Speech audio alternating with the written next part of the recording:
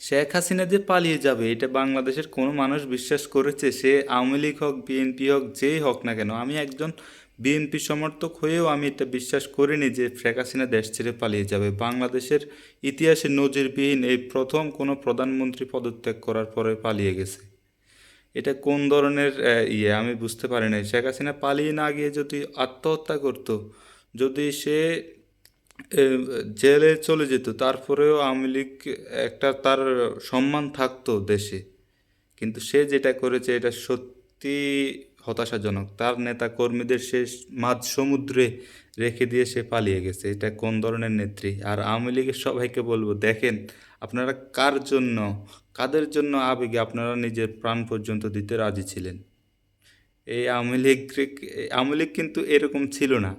এই আওয়ামী লীগ যখন শেখ মুজিবের আমলে ছিল, আওয়ামী লীগ কিন্তু মানে অনেক সাপোর্ট করতো মানুষ। একটা সময় বিএনপি আর আওয়ামী লীগ কিন্তু অনেক হাড্ডাহাড্ডি লড়াই হতো, যখন বাংলাদেশে খুব ভালোভাবে গণতন্ত্র ছিল তখন থেকে অনেক হাড্ডাহাড্ডি হতো ভোটে, এবং কেউ জানতো না যে কে জিতবে। তো সেই জায়গা থেকে শেখ হাসিনার নেতৃত্বে আওয়ামী লীগকে সে এমন ডুবাইছে যে এখন বাংলাদেশের 5% মানুষও আওয়ামী লীগ সাপোর্ট হয়তো করে না। দেখুন কেমন নেতৃত্ব সে দিয়েছে। এবং সে এত খারাপভাবে দেশকে পরিচালনা করেছে যে সে দেশে পর্যন্ত থাকতে পারেনি। বাংলাদেশের ইতিহাসে প্রথম কোনো প্রধানমন্ত্রী এরকম পালিয়ে গেছে। আহ, আমি একজন বিএনপি সাপোর্টার হয়েও আমি এটা বিশ্বাস করতে পারছি না যে শেখ হাসিনা দেশ ছেড়ে পালিয়ে গেছে। আওয়ামী লীগ তো মানুষ সমর্থন করতো, কম করুক বেশ করুক মানুষ করতো। মানুষ আওয়ামী লীগকে ভালোবাসতো, কিন্তু এই শেখ হাসিনার কারণে মানুষের ভালোবাসা পুরো উঠে গেছে। আল্লাহ, সি, লজ্জা!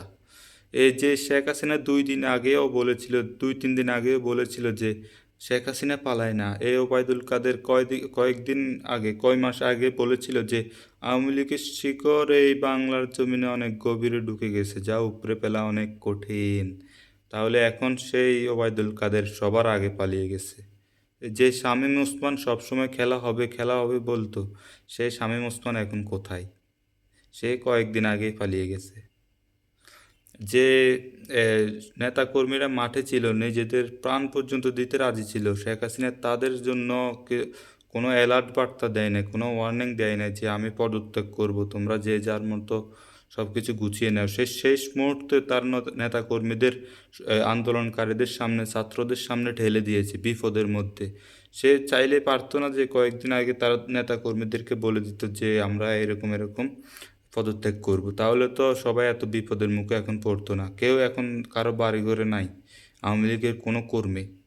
এই কর্মীদের কথা সে একটা বার ভাবে নাই। এটা কেমন প্রধানমন্ত্রী? বাংলাদেশের ইতিহাসে এমন প্রধানমন্ত্রী আর কখনো আসেনি এবং আর কখনো আসবেও না, যে তার নেতা কর্মীদের কথা এক বিন্দুও ভাবে নাই।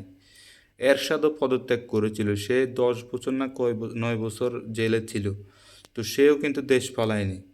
এটা কেমন সমর্থন আপনারা করতেন যে আপনাদের নেত্রী আপনাদেরকে ছাড়িয়ে পালিয়ে গেছে? আহ, লজ্জা! ছাত্রলীগের যে সভাপতি সেও পালিয়ে গেছে। সে ছাত্রলীগদের যারা তার কর্মী ছিল, সে তাদেরকে তো বলতে পারতো যে আমরা এভাবে এভাবে পালিয়ে যাব, কিন্তু তারা কিছুই করেনি। কোনো ওয়ার্নিং দেয়নি তাদের নেতা কর্মীদের। মাঠে যারা ছিল তারা শেষ মুহূর্তেও তাদের নেতা কর্মীদের, আন্দোলনকারীদের সামনে, বাংলাদেশের সামনে ঢেলে দিয়েছিল বিপদের মুখে। আল্লাহ, এটা কেমন দল! আল্লাহ, আমি একজন বিএনপির সমর্থক হয়ে আমি খুবই অবাক।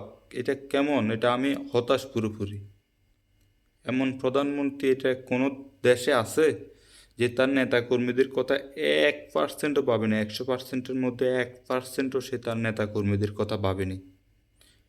সে তার নেতাকর্মীদের এত বিপদের মধ্যে এই মাঝ সমুদ্রে হিসাবে ফেলে গিয়েছে। এটা খুবই হতাশাজনক, একদম। একজন মানুষ হিসাবে এটা খুবই হতাশাজনক নেওয়া। আর আমি এখন আপনারা সবাই দেখতে পারতেছেন অনলাইনে যে আওয়ামী লীগের সব নেতাকর্মীর বাড়িতে হামলা হচ্ছে। দয়া করে কেউ এরকম হামলা করবেন না। ক্ষমতা পেয়েও যে ক্ষমতার অপব্যবহার করবে না, সেই তো হচ্ছে আসল ভালো মানুষ, না? আর আমরা আল্লাহর সৃষ্টি, তো আল্লাহ আমাদের যে কোনো গুনাহ বলেছে ক্ষমা করে দিবে, যে কোনো অন্যায়। তো আমরা তার আল্লাহর বান্দা হয়ে আমরা কেন ক্ষমা করতে পারবো না? আপনারা দয়া করে কোনো অ্যাটাক করবেন না, আপনারা বন্ধ করুন এসব। আপনারা আওয়ামী লীগের নেতাকর্মীদের ছেড়ে দিন, মাফ করে দিন। চলুন আমরা একসাথে সবাই বাঁচি, একসাথে সুন্দরভাবে সবাই বাঁচি। ধন্যবাদ।